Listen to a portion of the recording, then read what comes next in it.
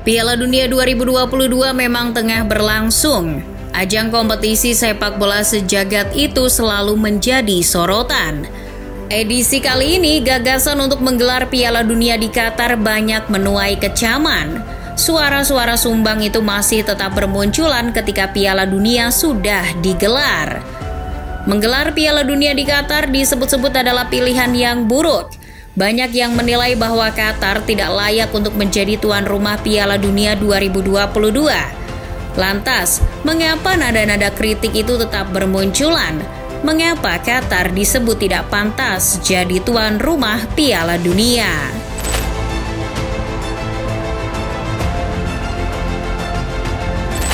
Pertama dan yang paling utama adalah dugaan terjadinya pelanggaran hak asasi manusia pada persiapan Piala Dunia 2022. Para pekerja migran menjadi korbannya. Beberapa laporan menyebut ada sekitar 6.000 pekerja migran tewas sejak Qatar memenangkan undian Piala Dunia. Para korban ini adalah mereka yang bekerja untuk persiapan Piala Dunia di Qatar, termasuk salah satunya dalam proyek pembangunan stadion. Dalam laporan, Amnesty International juga menyebutkan bahwa ada pelanggaran HAM dalam proyek Piala Dunia di Qatar. Banyak pekerja migran yang tewas berasal dari Asia Selatan seperti Nepal dan India. Tewasnya para pekerja migran ini disinyalir karena tekanan dan kemarahan internasional. Namun yang paling menyedihkan, di negara Islam seperti Qatar menerapkan sistem kafala. Sederhananya, kafala merupakan sistem perbudakan orang asing. Sistem kafala ini tidak hanya dipraktekkan di Qatar, tapi juga nyaris di semua negara Timur Tengah. Pekerja migran dipaksa untuk bekerja selama 12 jam. Mereka diberi upah jauh di bawah upah minimum. Tidak hanya itu, para pekerja migran juga bekerja dengan resiko yang tinggi. Ada banyak versi soal jumlah pekerja migran yang meninggal. Tapi poinnya bukan di situ. Seharusnya tidak ada nyawa yang melayang hanya karena olahraga, termasuk sepak bola. Karena satu nyawa saja sudah terlalu banyak.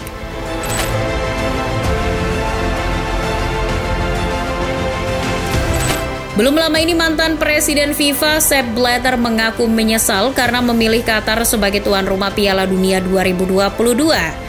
Salah satu alasannya adalah Qatar bukanlah negara yang luas. Itu benar dan sama sekali tidak keliru. Qatar memang negara yang sempit. Salah satu negara teluk itu hanya memiliki luas 11.571 km persegi. Luas itu bahkan tak sampai seperempat luas Provinsi Papua yang memiliki luas sekitar 81.000 km persegi. Dengan kata lain, Qatar juga menjadi negara terkecil yang menyelenggarakan Piala Dunia.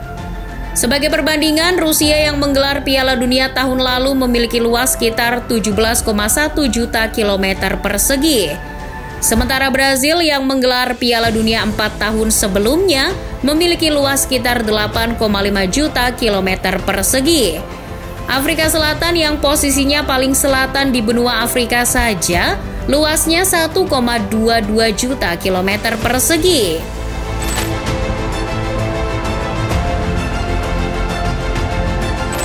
Piala Dunia menjadi pesta sepak bola terbesar di seluruh dunia. Orang-orang dari mancanegara pasti akan datang ke tuan rumah Piala Dunia untuk mendukung negaranya. Mereka bakal memenuhi negara tuan rumah. Masalahnya, Qatar adalah negara yang sempit. Apa mereka mampu menampung para pendatang yang ingin menyaksikan Piala Dunia? Mampu sih, mampu saja. Tapi itu akan menyebabkan kemacetan di sana-sini. Betul bahwa jarak dari satu stadion ke stadion lain sangat berdekatan. Jarak tempuhnya sekitar 1 jam. Para penggemar bisa menggunakan mode transportasi apapun, termasuk transportasi darat. Itu memungkinkan untuk menonton lebih dari satu pertandingan setiap harinya. Akan tetapi konsekuensi yang muncul adalah macet. Para penggemar sudah pasti akan menemui kemacetan parah di negara teluk tersebut. Kemacetan bukan hanya berimbas pada pendatang dan penggemar, tapi juga warga sekitar yang tidak ada urusannya dengan agenda FIFA.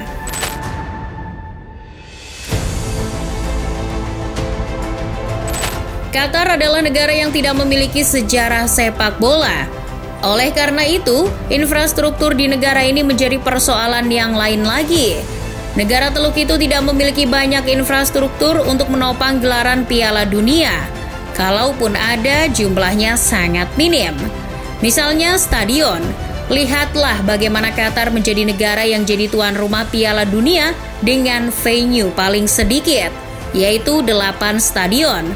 Stadion yang dipakai untuk Piala Dunia saja banyak yang dibangun dari nol atau direnovasi total. Ini membuktikan bahwa Qatar sebenarnya tidak memiliki stadion yang punya standar untuk Piala Dunia. Maka, untuk membangun itu membutuhkan biaya yang tidak sedikit. Setidaknya Qatar harus mengucurkan dana 220 miliar US dollar untuk membangun stadion, hotel, dan infrastruktur lainnya. Mungkin bagi Qatar uang itu tidak masalah, tapi ini terlihat seperti pemborosan.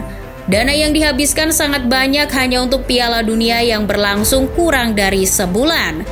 Padahal tahun 2010 Afrika Selatan saja hanya membutuhkan 3,5 miliar US dollar untuk persiapan Piala Dunia 2010.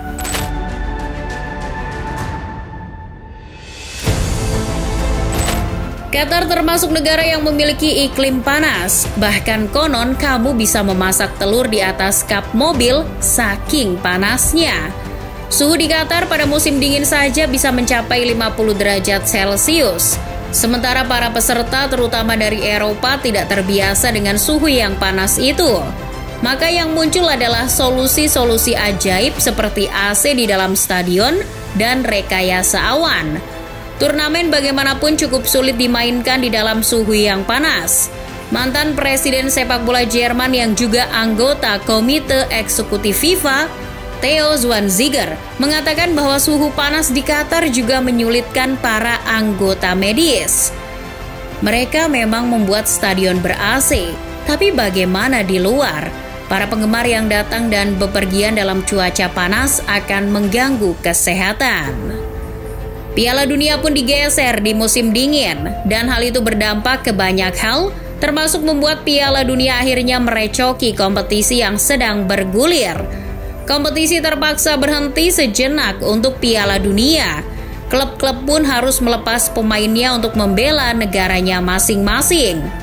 Sayangnya hal itu juga berdampak pada si pemain. Para pemain beresiko terkena cedera di Piala Dunia. Jika itu terjadi, ini jelas merugikan klub ketika ingin memakai si pemain itu lagi untuk mengarungi kompetisi.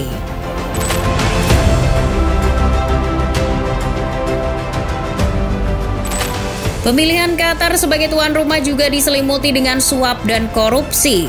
Pada tahun 2010, Qatar berhasil memenangkan pemungutan suara untuk menjadi tuan rumah Piala Dunia 2022. Negara Teluk itu mengalahkan tawaran dari Korea Selatan, Amerika Serikat, Jepang, dan Australia. Namun dalam pemungutan suara disinyalir ada pat gulipat antar pejabat di dalam FIFA. Ada begitu banyak tuduhan praktek korupsi dalam penawaran yang dilakukan Qatar.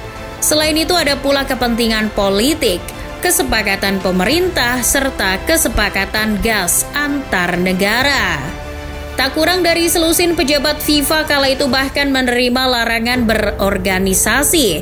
Mantan Presiden FIFA Sepp Blatter bahkan pernah didakwa korupsi. Lalu mantan pemain Prancis sekaligus mantan Presiden UEFA Michel Platini ditangkap atas suap terkait Piala Dunia Qatar.